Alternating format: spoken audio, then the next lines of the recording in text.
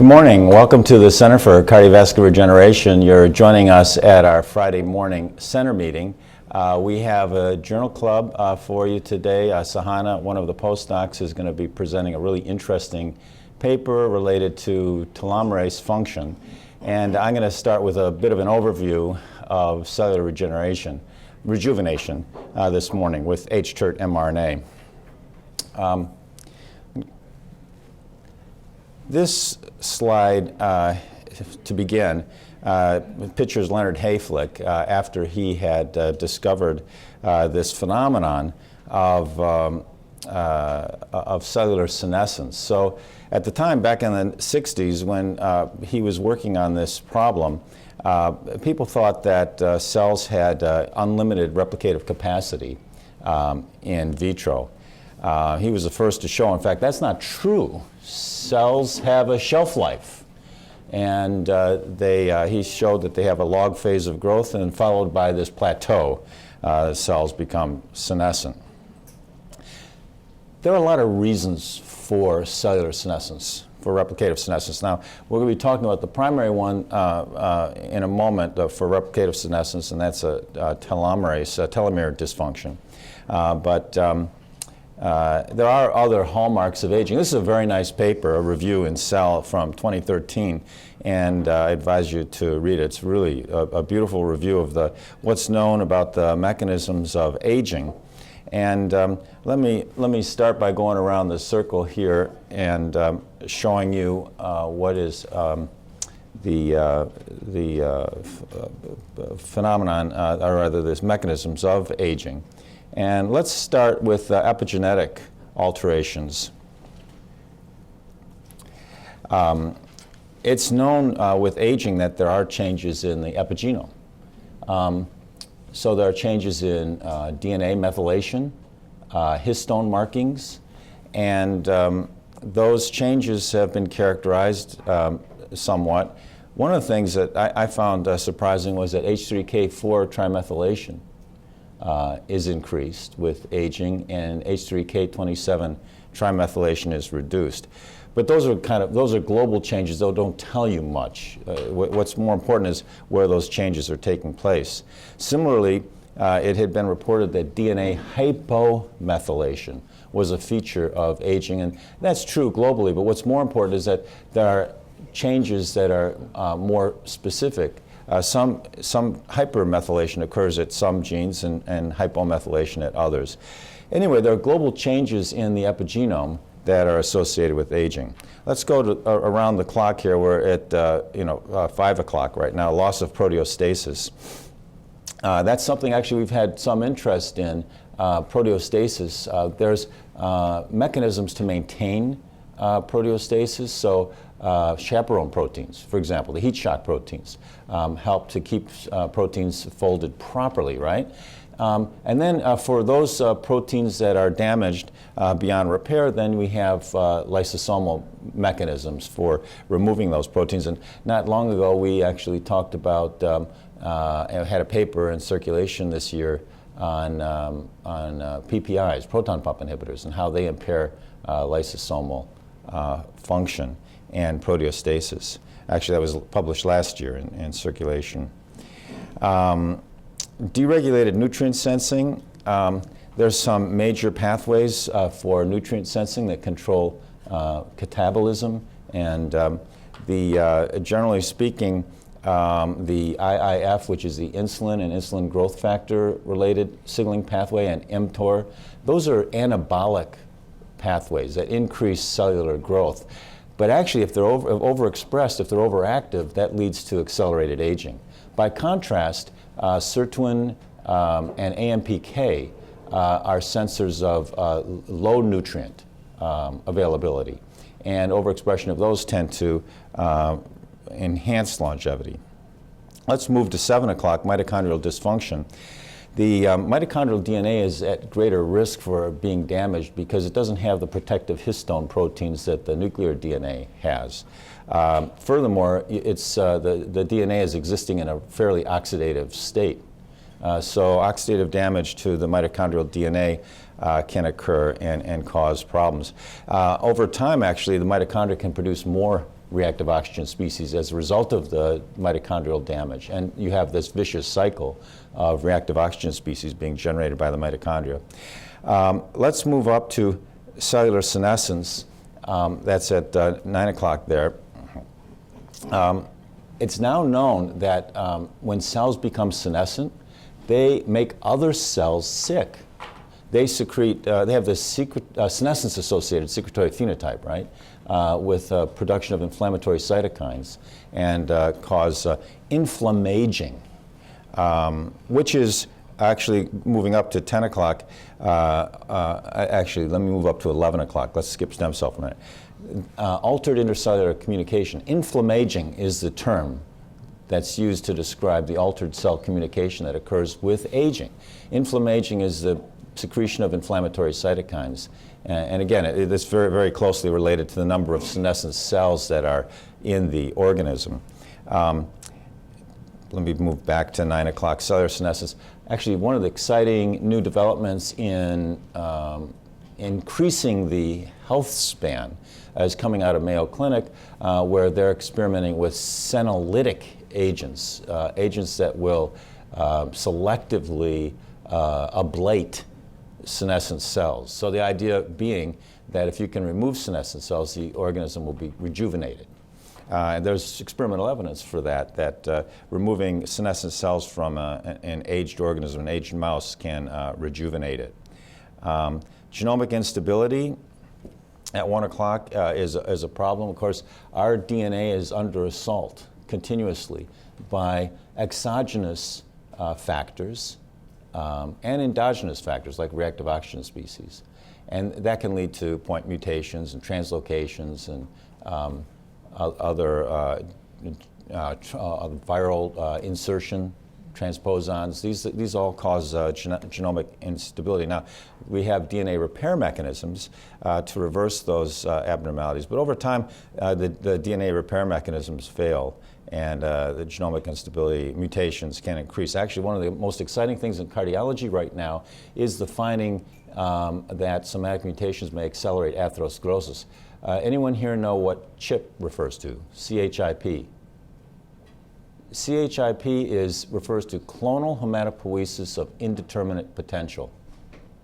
So these are older patients who have a subset of white blood cells that have expanded. They have a mutation, typically in an epigenetic modifier, and that subset has actually expanded in the blood. These people, as you might imagine, are at greater risk for what? Leukemia. But they're also at greater risk for cardiovascular disease. New England Journal of Medicine paper came out this year showing that people with this CHIP, this expansion of a subset of white blood cells because of this epigenetic mutation, those patients are at greater risk for having an MI. And what's interesting about the whole thing is that the white blood cells from this subset are more reactive. So monocytes are more reactive to lipid. They produce more inflammatory cytokines. In an animal model, when these mutations are reproduced, or, in an animal model, ApoE deficient hypercholesterolemic mouse, atherogenesis is accelerated in that animal model. So somatic mutations play a role too. Now, with respect to genomic instability, generally our nuclear DNA, where the somatic mutations occur, it's fairly uniform. I mean, it happens throughout the genome, except the telomere actually is at greater risk for damage. And the reason that the telomere is at greater risk for damage, well, there's two reasons. One is the end replication phenomenon. So DNA replication is not perfect. The very end of the chromosome is not replicated. You lose, maybe 50 to 200 nucleotides with every replication because of this end replication problem. And of course, that's the telomere that you're losing. You're losing a little bit of the telomere at each cell division. But the other reason that the telomere is at greater risk for damage is because the DNA repair mechanisms do not have access to the telomere as they do to the rest of the DNA because of the sheltering complex. The sheltering complex protects the telomere from the DNA repair machinery. Why? Imagine if you had, what does DNA repair machinery do? One of the things it does is it repairs breaks in chromosomes, right? You have a break in a chromosome, it'll get repaired. If you had a telomere just dangling in the breeze, it's going to be recognized by the DNA repair machinery as a break. And you'll get actually chromosomal fusion. You'll get two telomeric regions fused together. So that's one reason why you have a sheltering complex that loops the telomere back into the DNA, into the chromosome, into the histone DNA complex. So let's talk about telomeres and telomerase. So in 2009, these three American scientists won the Nobel Prize for their discovery of how chromosomes are protected by the telomere and the enzyme telomerase. And you all know that telomeres are the caps on the chromosome. It's a region in humans that's about 8 to 15 kilobases of repeats. It's a hexanucleotide repeat. And in stem cells, as I mentioned, there's this end replication problem with replicative DNA replication. That actually can be repaired by telomerase. That's the enzyme that repairs the lost telomere. The reason embryonic stem cells, induced pluripotent stem cells, and to a certain degree adult stem cells can have greater replicative capacities because they have telomerase activity. So iPSCs, ESCs have substantial telomerase activity and can repair the telomeres. Adult stem cells have some degree of telomerase activity and can repair the telomere also. That's why they have greater replicative capacity than somatic cells. But somatic cells don't have telomerase activity. So the endothelial cells we work with, the fibroblasts, the cells we work with, somatic cells do not have telomerase activity. So the telomere erodes over time. Now, I actually became interested in this process quite a long time ago when Geron had developed some technology to extend the telomeres. So the scientists that discovered telomerase, the intellectual property on that was largely owned by Geron. And so they started working with this technology, thinking about how they could use this to create therapeutics. Ultimately, they decided to go to develop anti-cancer drugs with telomerase inhibitors. Cancer cells are the other type of cell that have telomerase activity. That's why cancer cells can reproduce indefinitely. I was interested in the flip side of that is rejuvenating cells with telomerase. They had at the time telomerase encoded in a retroviral delivery vehicle. So we looked to see if we could rejuvenate endothelial cells with the telomerase. And the reason to do that is that the aged endothelium doesn't behave properly. Normally the endothelium is a bit like a Teflon coating of the blood vessel. Things don't stick, right? It suppresses adhesion of monocytes. It reduces proliferation of the underlying vascular smooth muscle cells. It prevents inflammation and changes in vascular structure that lead to vascular disease. So the endothelium is like the Teflon coating. But when it becomes aged, it changes its behavior. It begins to express adhesion molecules and chemokines, VChem, vascular cell adhesion molecule, MCP1, monocyte chemotactic protein 1. And now monocytes begin to adhere.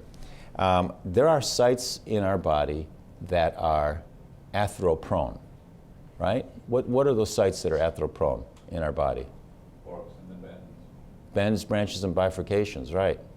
And what's the reason for that? Disturbed flow, right, at the bends, branches, and bifurcations has effects on the endothelium. It has physical, chemical effects. It has biological effects. So in that recirculating eddies at a bend, branch, and bifurcation, monocytes have more access to the vessel wall. Lipoproteins have more access to the vessel wall. So that's part of it is a hydrodynamic effect. But another part of it is a biological effect. What you're looking at really is normal endothelium and aligned with shear stress in a vessel segment that's straight. And that other area is in an area that is at a bend. The endothelium is aging faster at bends, branches, and bifurcations. It's abnormal. So we have sites of focal senescence in our body. Sun-exposed skin, that's a site of focal senescence. You're aging faster there. Bends, branches, and bifurcations in your blood vessel. Your endothelium is aging faster there. Chang and Hurley were the two that showed in human iliac bifurcation, the iliac bifurcation, at that branch of the aorta, the endothelial cells had shorter telomeres.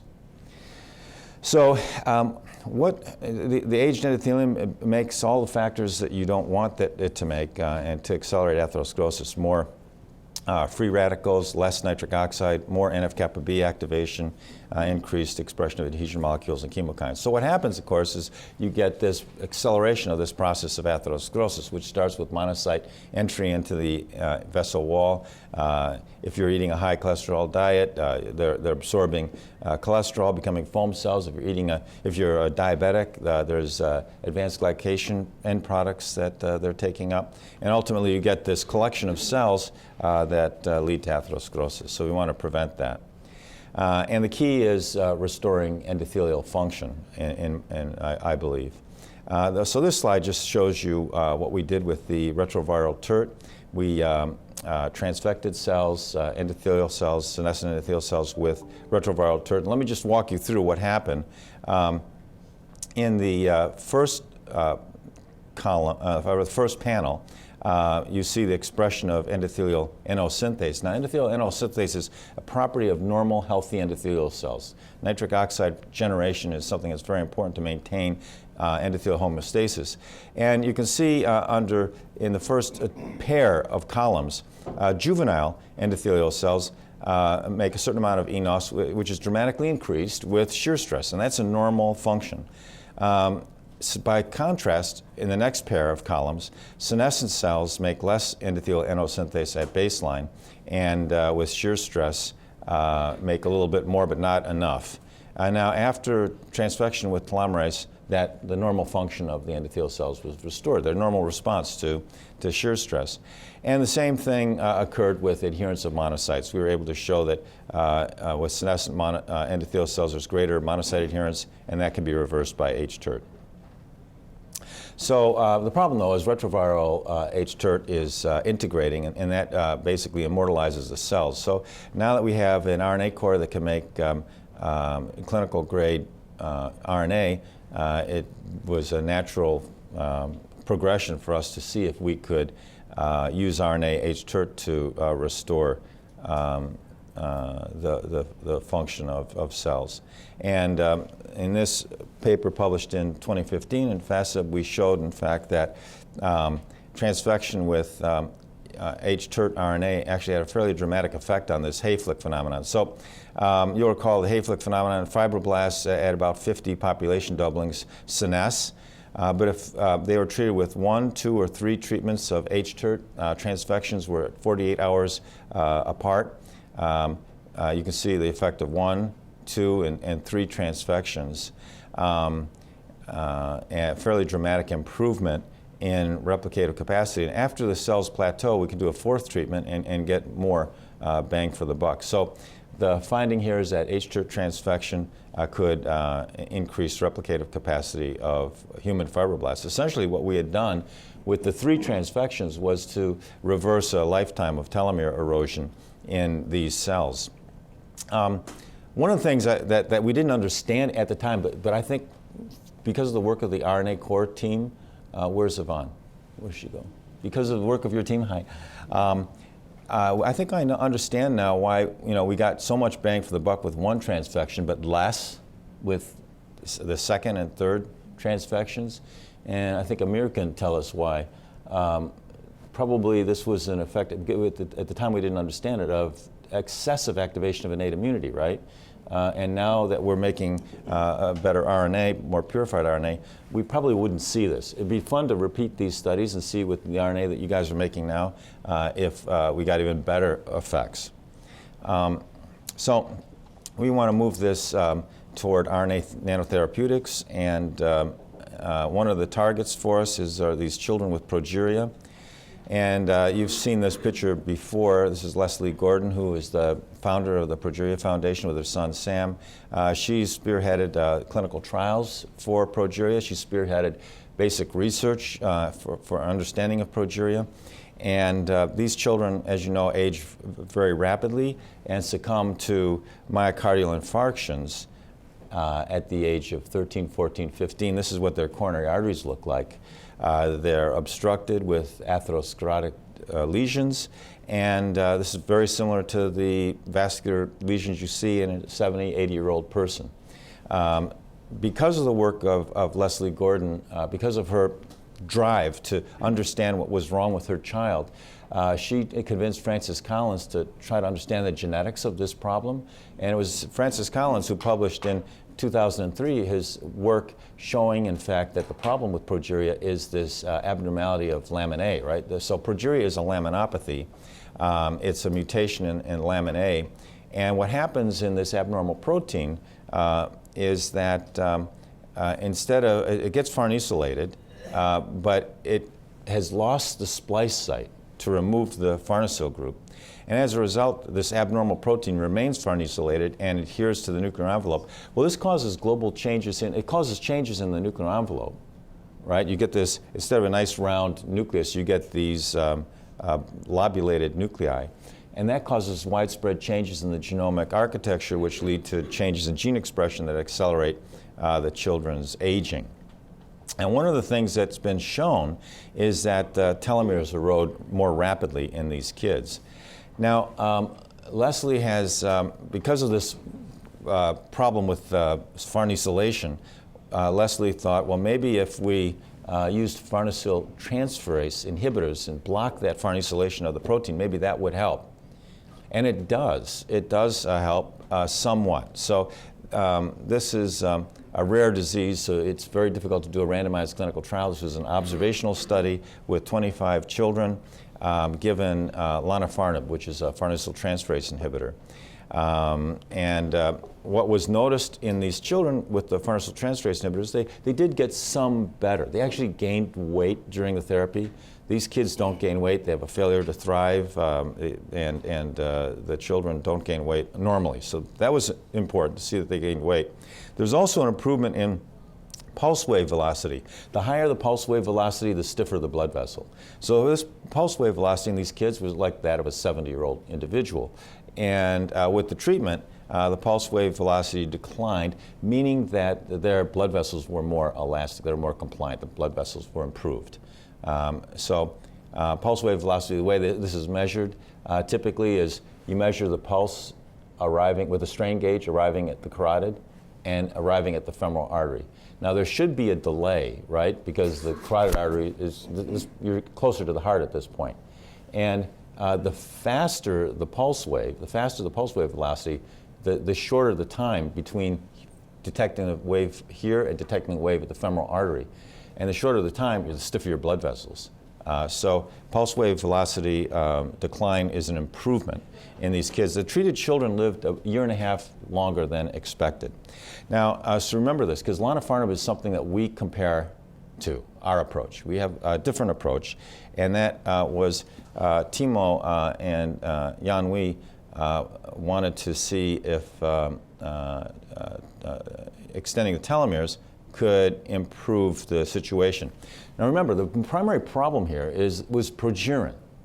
So adding telomerase, or extending the telomere, it shouldn't have any effect on the primary problem, but we thought it might help some because there is telomere erosion in these, the cells from these children. So the idea was, let's take a look at the combination of these approaches, or the approaches singly, inhibiting farnesylation or overexpressing hTERT using RNA, and see if we can improve the situation. And our model system was fibroblasts from these kids. So that's another thing that Leslie has done to advance the field, is that she's gotten a biorepository that's set up.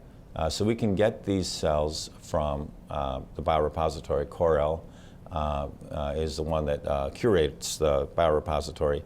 We get the fibroblasts, and then we can study them. We can also get iPSCs that were derived from the fibroblasts from these children. Raj is now looking at the iPSCs from these children.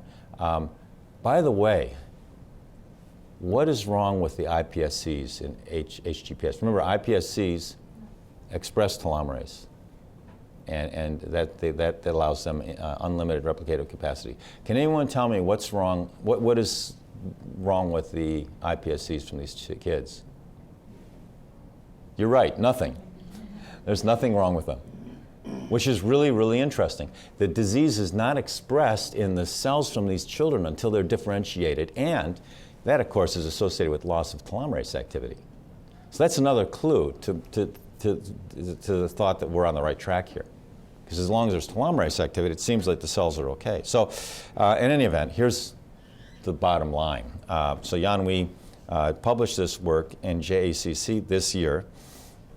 And what she showed was that these HGPS fibroblasts proliferate very poorly. That was known. This is cell number over time, and you can see that the cells proliferate very poorly over time. But if she transfected them with telomerase, and she did this 3 times, separated by 48 hours, there's a remarkable improvement in the replicative capacity, remarkable. And there's a reduction in beta-gal expression in these cells, quantified here. Now look at the comparison with lonafarnib. Lonafarnib, might reduce beta-gal expression a little bit, but hTERT's much better. So beta-gal, I should have said, it's a marker. Senescence-associated beta-gal is a marker for age senescent cells. So this is one way to detect senescent cells, looking at how many of them express this beta-galactosidase. And hTERT reduces that. hTERT and lonafarnib, maybe that's a little bit better. Further comparisons with this just slide just shows that this effect was prolonged. So when she looked at cell proliferation in a different way, this is with this system that looks at cell proliferation on a 2D membrane. And the cell growth index was improved with TERT transfection. When she studied the cells later, at days 48 to 54 or days 78 to 84, this is long after the telomerase activity has disappeared. Telomerase activity, we know from RNA transfection, only persists for 72 hours. So, for a prolonged period of time, these cells are better. And so that does correlate with the finding that we've made that the telomere is lengthened by transient expression of telomerase. I was talking about inflammaging and cytokine expression and how that's a marker for aging. These are normal fibroblasts in the first column. Sorry about that. The first column are normal fibroblasts. They don't make much of this inflammatory cytokine. The HGPS cells make a lot of the inflammatory cytokine. Actually, we looked at many inflammatory cytokines, IL-1, IL-6, others. And in the HGPS fibroblasts, the expression was increased in all of those. hTERT reduced the expression of the inflammatory cytokines. Look what happened with lonafarnib, though. Lonafarnib actually was not very good with respect to this determinant of aging, with respect to this signal of aging. Lonafarnib by itself actually made things worse. Whoops, keep bouncing around. Lonafarnib actually made things worse. Everolimus, which is another drug that's being tried in these children, didn't do much. This is our catalytically inactive telomerase. That, of course, didn't do much. But hTERT dramatically reduced IL-6 secretion, reversed this SASP, senescence-associated secretory phenotype. Now, I mentioned, by contrast to a normal nucleus shown in the upper right panel, the nuclei from these children with progeria in the lower right-hand panel are lobulated. Now, we didn't expect to see any effect on the nuclear envelope. We're not affecting progerin, or at least not much, in these cells. So it was quite a surprise to us that, in fact, we actually improved the nuclear morphology in these cells. What's shown on the y-axis is a percent of normal nuclei, and with the different drug treatments, lonafarnib slightly improved the number of cells that had normal nuclei. It wasn't statistically significant, but other people have shown that it can improve nuclear morphology a little bit. And everolimus also can improve nuclear morphology a little bit. The combination didn't do much more. Look at what the effect of telomerase. Whoops, if I can keep it on the screen. This is the effect of telomerase transfection. And you can see it's pretty good. 50% of the nuclei are now normal. And with lanafarnib, no greater benefit. With the triple therapy, lanafarnib and everolimus, maybe a little bit better. But this was quite surprising to us. And what it suggests is that there's some interaction of the telomere with the nuclear envelope, and that actually would be worthy of further investigation. So in summary, our studies show that we can increase telomere length with hTERT mRNA and Progeria fibroblasts. I'm sorry I didn't show that data. Promotes cell proliferation, reduces senescence markers. It's superior to lanafarnib and everolimus. So that's promising. And now what we need to do is generate clinical grade RNA. Well, our RNA core can do that now. And we need to develop a method to deliver it systemically. That's the next big thing that we need to do. And whoever solves this problem in RNA therapeutics is gonna, they're gonna be great. We're hoping to help in that solution. Anyway, lots of applications. One of the things you're going to be hearing about, not today, but in later talks from the RNA core and will be our plans to enhance cell therapies. We want to supercharge other people's cell therapies by ex vivo modification of RNA, ex vivo modification of cells. And we can do that now. So we can, I showed you, we can modify cells, improve their replicative capacity. So we're going to do, for clinical product, our first clinical product from the RNA core, from our Center for Cardiovascular Regeneration, will likely be an improved cell therapy. Take a cell therapy that exists, that's been approved by the FDA, like CAR T cell therapy, and make it better. Make it a lot better.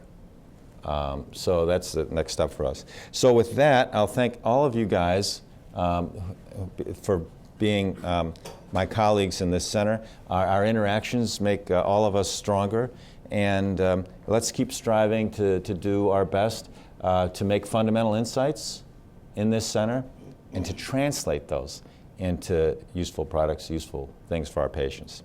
So I'm going to take a few questions now while we make the switch for Sahana's Journal Club.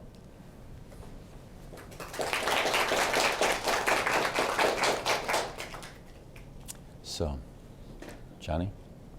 Yes, so you have a question. Okay, I have a question. So You can make a the switch. disease manifestation is only for the heart, or is also for cardiovascular vascular, but not for the brain vascular? So an excellent question. So your question relates to what are the manifestations of disease in these children with progeria? And it seems to be predominantly mesodermal problem. They have accelerated aging in mesodermal tissues. Their vasculature, which is what leads to their demise, carotid artery and coronary artery disease, muscle, skin. So you saw these children are smaller. Their muscular development is impaired. Their skin also is that of an older person. They lose bone. They get osteoporosis. But their brains are unaffected. And that may be because lamin A is not the only lamin. It's in the brain, and neuroectoderm. Lamin C is also generated, so that might be one reason. In the endodermal tissues, there's some, for example, in the GI tract, there's some retention of telomerase activity, so that may be why you don't see much of an impairment there. They don't have blood problems. The HSCs, of course, still have some telomerase activity. So it's primarily mesodermal. Any other comments about that? Did I answer that, Yvonne? That's my understanding. One of the concerns I have with the telomerase therapy, and I just raised this as a question, is the point that you just made, that some of them are normal cells, and they might have telomerase expression to some extent. So what will happen if you have a systemic therapeutic, a therapeutic that is systemically delivered, but we know that the expression of telomerase could induce, and this is a question that everybody raises, and I would like you to address it now. What will happen with a systemic telomerase therapy? Thank you for raising that question, because this is a concern that is raised all the time about telomerase therapy, and the reason this concern is raised is because 85% of cancers reactivate telomerase, the gene telomerase, and that's why the cells can replicate indefinitely. The other 15% find another way to extend the telomere, which is the ALT method. So that gives rise to the concern: is are we going to induce cancer? Well, that question's actually been answered by other investigators and by us to a certain extent. I mean, I think we still need to do more work, but telomerase expression in cells and in animals, the induction of telomerase activity in cells and in animals, in mice, has not been associated with tumor. It's not been. In fact, a systemic activation of telomerase activity in mice, overexpression of telomerase, and I think this was a TERT knockout mouse, that rejuvenated the animals, and there was no evidence of tumor formation, increased tumor formation. So that mice, suggests that telomerase alone is not sufficient to induce tumorigenesis. I believe so. And you can immortalize cells, but they don't become neoplastic with telomerase overexpression. So we've never seen any evidence for neoplastic behavior of our cells. So I think it's going to be safe, but that is something we're going to have to continue to address. Janique. So even if it doesn't have a cancerous effect, is there any maybe other side effect that giving telomerase systemically might have, as far as like other cell types where it might activate the telomerase and cause like maybe a side effect, like, I don't know, overgrown skin or Yeah.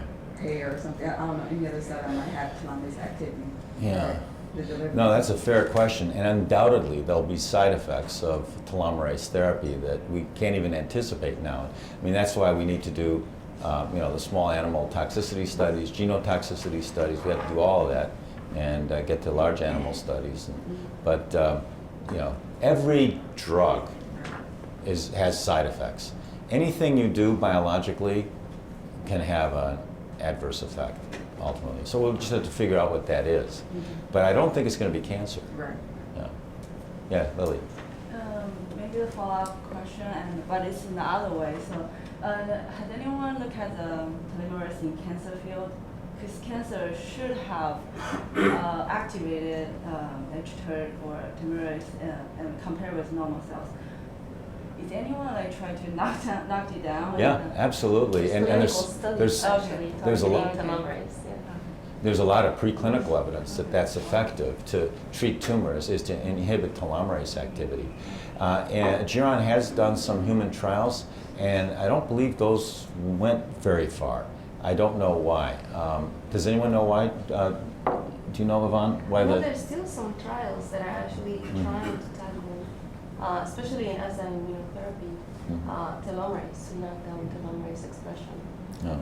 I'm not sure of the results here. But Geron started this work, I don't know, was it 15 years ago, I think, to develop a anti-cancer drug antagonizing telomerase activity. And I'm not sure what happened to that program. That's something actually worth looking into, Lily.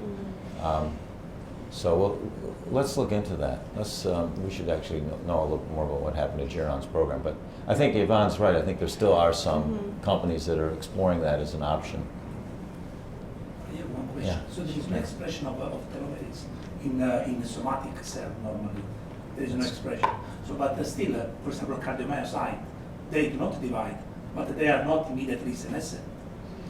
But in Progeria, this cell became senescent earlier. So, in addition to this shortening of telomeres, what other reason that can be? Because it normally This is a great question, because cardiomyocytes don't proliferate much, and yet they age.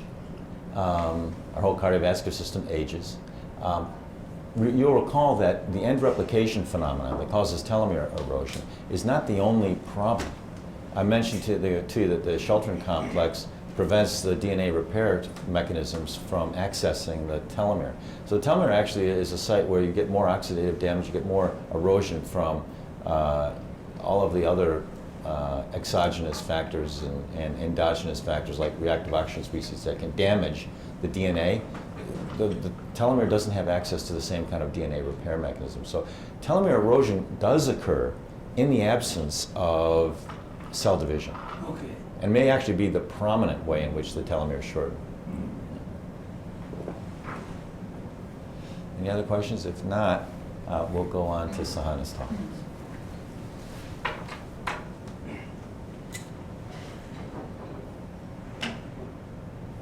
Good morning. This article is in concordance with Dr. Cooke's talk on hTERT and telomerase mRNA. And this was published recently in European Journal of Cell Biology from a medical biotechnology group in Russia.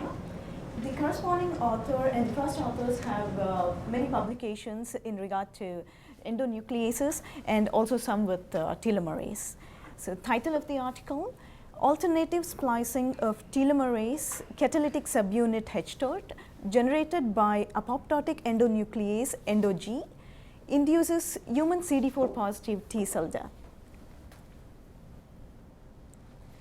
And Dr. Cooke already introduced telomerase, so I'll only briefly go through this slide.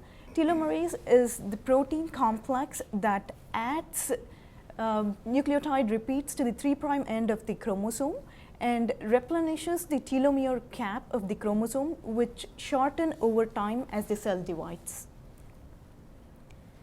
hTERT is the catalytic subunit of the enzyme telomerase. This hTERT is partially regulated by alternative splicing.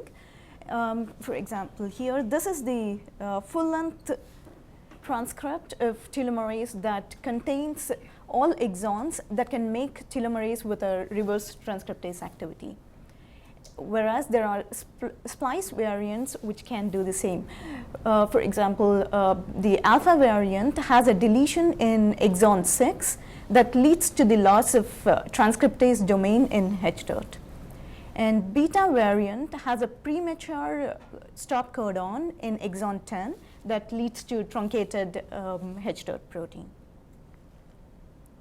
And authors in this paper consider T cells as a model to test their hypothesis, because in T cells, endogenous telomerase is expressed, and also these cells are rapidly replicating only in the initial stages of initial passages. Also, T cells gained popularity with the recent FDA approval. That's the first approved gene therapy in US for cancer, CAR T cells. And the T cell population considered in this article are CD4 positive and CD8 positive cells. CD stands for cluster differentiation molecule, and these T cells differ in their function. CD8 positive or CD8 expressing T cells are cytotoxic T cells that kill virus infected and damaged cells. CD4 positive T cells are helper T cells, and as the name suggests, this helps cytotoxic T cells and B cells in their immune function. And, some of the abbreviations used in the paper, and I'll be using for the rest of the talk, AS, it's alternative splicing. It is a regulated process in which a particular exon is included within the within or excluded from the final processed messenger mRNA. EndoG is endonuclease G. It is a site-specific endonuclease that specifically digests poly-G sequences on the double-stranded DNA. And we already talked about hTERT. Full-length hTERT is active, which is represented as alpha plus, beta plus form. Spliced variants of hTERTs are represented as alpha plus and beta minus. They're inactive in the normal state, and they also have two other splice variants. Just to recall, the hypothesis of this article is that alternative splicing of hTERT generated by EndoG induces human CD4 positive T cell death. Methods. Other than the common techniques such as Western blot, qRT-PCR, flow cytometry, authors also measure telomerase activity using TRAP assay. It is a two-enzyme system, and in the first step, telomerase adds number of telomeric repeats to the 3' end of the substrate oligonucleotide. And this extended products are amplified using PCR by reverse primers, generating ladder of products that can be visualized on a gel. And they also measure telomere length using MMQ-PCR that Dr. Cooke already mentioned. This determines the ratio of telomeric signals to the single copy gene signal, which provides the relative telomere length. Results. This is a busy figure, but all that it shows is the expression of EndoG, as you see here, and the splice variants, alpha plus, beta minus, and the other two splice variants, and also the full length hTERT, which is active. And these expressions are shown in two different cell populations, CD4 and CD8 T cell population, that is derived from 12 different human donors. And they do a correlation analysis on this expression. And as you see, an increased expression of EndoG led to a decreased expression of the full-length hTERT, whereas it led to an increased splice variant alpha plus beta minus hTERT. However, the other two splice variants, the correlation of the other two splice variants were not significant. And they considered CD4 plus or CD4 positive T cells for rest of the study because it showed a stronger correlation in these cells. And to determine the possible role of EndoG overexpression what happens to hTERT splice variants, they overexpressed EndoG using a plasmid that is tagged with GFP. And as you see here, the expression of EndoG increases by 8 hours, and it is consistently expressed even at 24 hours. And the representation of the same.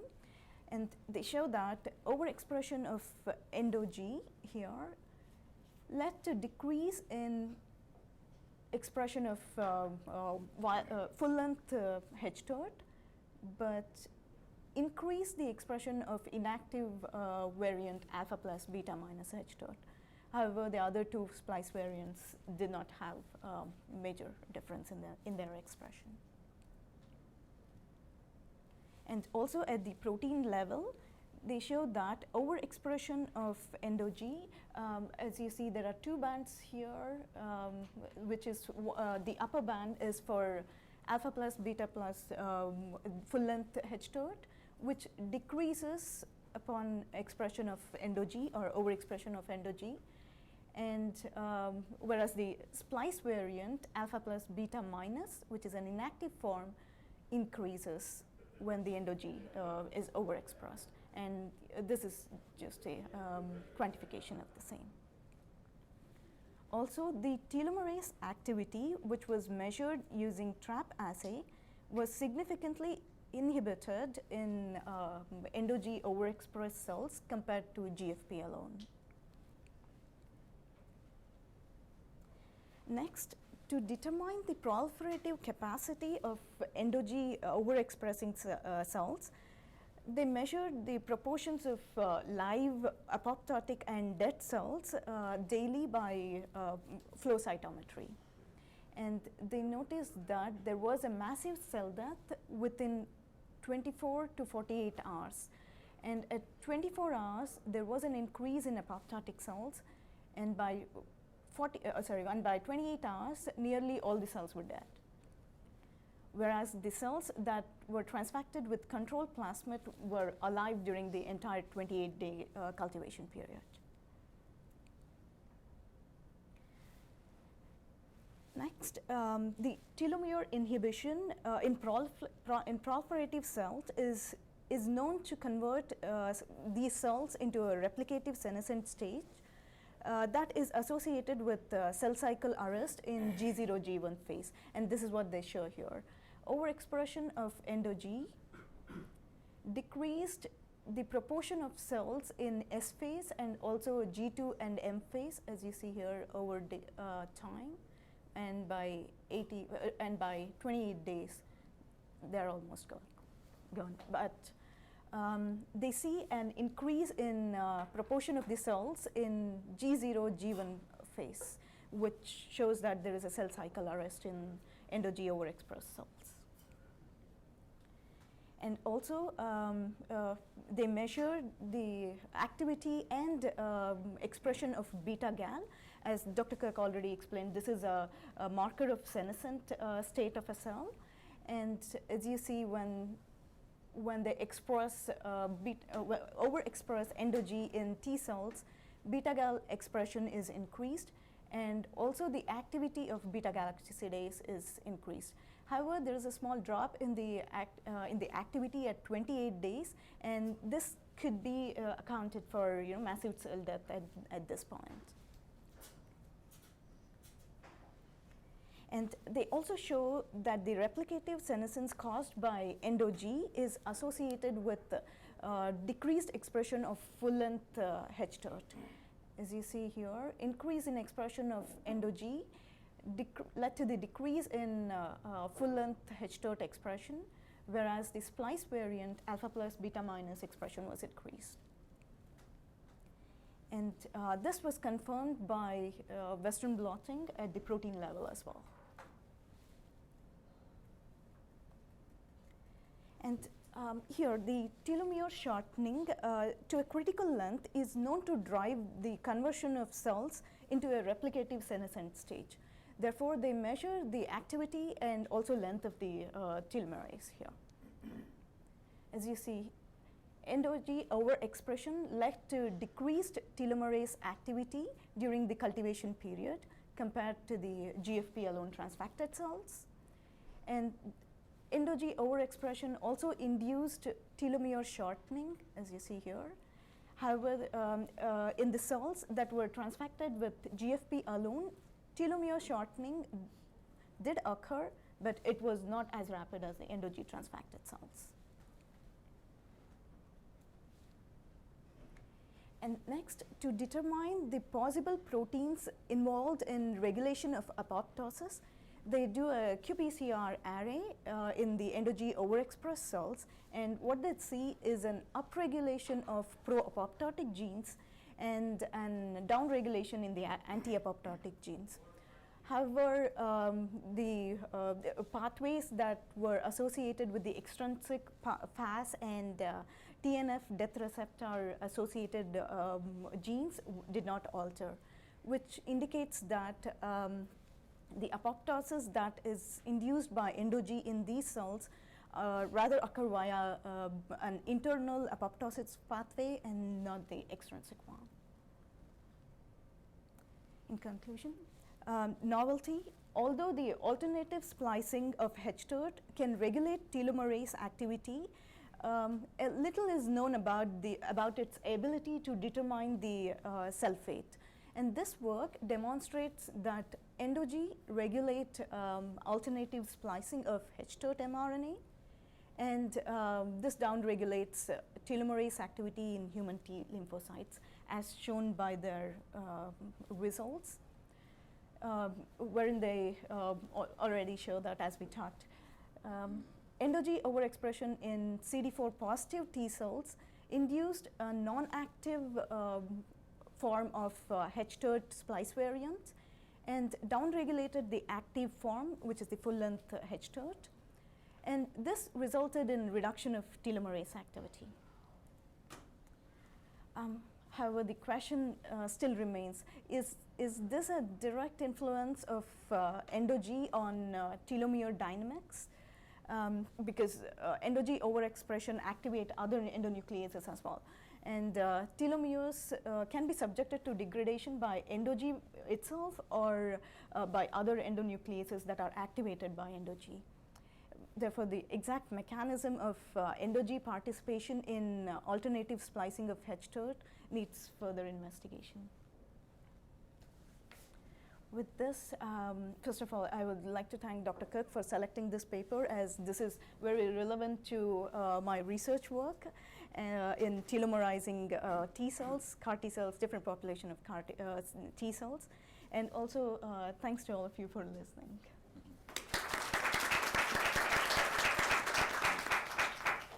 Any question? First of all, great presentation. That was very lucid. One thing that occurred to me while you were talking, I wonder how much this mechanism is regulated biologically. What is known about the regulation? And does this EndoG activity increase with aging? Is it another mechanism for aging? What are your thoughts about that? That's a very good question. Regarding EndoG, it's what's known about EndoG is that it cuts the DNA in middle, and at the G, specifically at the G sites. And however, nothing much is done regarding how the EndoG expression or the activity is through the aging process. So, but something interesting to look at. Yes, yeah. This is very interesting for us because maybe when we want to take it to a clinical translation level, we have to look into the EndoG expression and what it's doing, when the cells replicate and go into a senescent state. Yeah.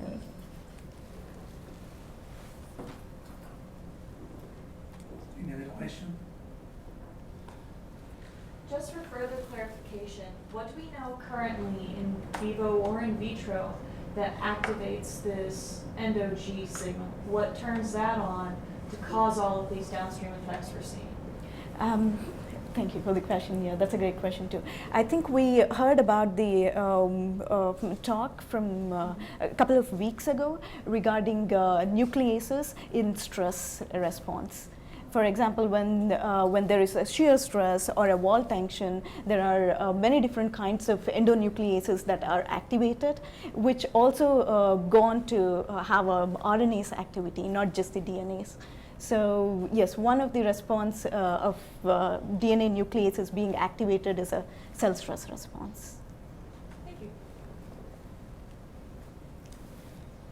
The one other thing that occurred to me while we were talking, there are differences between T cells and telomere length, it appears. So as you pointed out with CD4 T cells, the effector T cells, there is some reactivation of telomerase, and I believe that occurs when the cells are activated, that there's some reactivation of telomerase when they're proliferating rapidly. That appears not to be the case with regulatory T lymphocytes, right, Yvonne? Regulatory T lymphocytes don't have as much telomerase activity or reactivation with proliferation, and their telomeres are actually shorter. Yeah, in the literature. We haven't tested that ourselves, but regulatory T lymphocytes might be benefited even more by an RNA therapeutic strategy to extend the telomere. That's right, yeah. Actually, this is one of the recent experiments that I have done, which shows that T regulatory cells do have a lesser telomerase or telomere length compared to the normal T cells, CD4, CD8 positive T cells. Yeah. And it might be a mechanism to control their proliferative capacity. I mean, you want to be able to have an immune response as opposed to have it abrogated by highly proliferating T-rays. So I mean, it may be the rationale. I have a question regarding the paper. How did they introduce, and this is just based on an observation, when I used to transduce T cells, I will see a shift. I never understood why, but I could see a shift in the populations from having almost 50-50 CD4, CD8 to more of a CD8 population. Never understood quite, and these were the clinical products that we were making. Never understood quite why. So in the context of what you're showing here, I mean, I wonder how are the these constructs being delivered? Are they using viral-based Yes, methods? yeah, it's a plasmid EndoG viral-based expression. So I always thought it was a response to the viruses. Virus. Yeah. So being an insult to the, I mean, it's the cell, the way that they probably activating innate immune responses, inflammatory responses that shift the populations towards a Yeah, more that's- of a T helper. T helper kind, yeah, Mhm. that's a great question because virus, as we know, gets integrated into the genome as well. And when it gets integrated, we don't know where it's driving it to, like what kind of surface molecules it's expressing when we are passaging them in the cell culture. So I think this could be the reason why we are driving the 50-50, CD4 or CD8, 50-50% to a more CD8 positive cells in culture because of the viral interference in the culture system itself, which would explain, why we are getting these. And it kind of supports the idea of the importance of telomerase, because the cell is showing that the cell has a mechanism of making non-functional telomerase in some instances. So some instances you want to have, so it has a way of modulating the levels of telomerase, suggesting that, hey, it's important to keep some sort of homeostasis in how we express telomerase. It could be, yeah, and that's right actually. Maybe the splice variants which are inactive are being generated more at a later stage. Say, we passage the cells, initially they're rapidly replicating. Maybe the wild type or the full length telomerase is expressed at that stage, and then once the cell keeps proliferating, there is an alternative form which appears due to the endonucleases activity, increasing in a cell.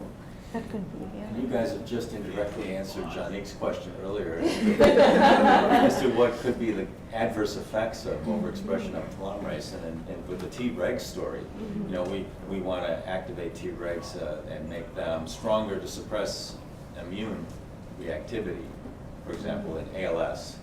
But if they're overly active, you could have immune suppression, excessive suppression of immunity, which could have consequences. Very nice. Okay, thank you so much. And that concludes our center meeting for today. Thank you for joining us.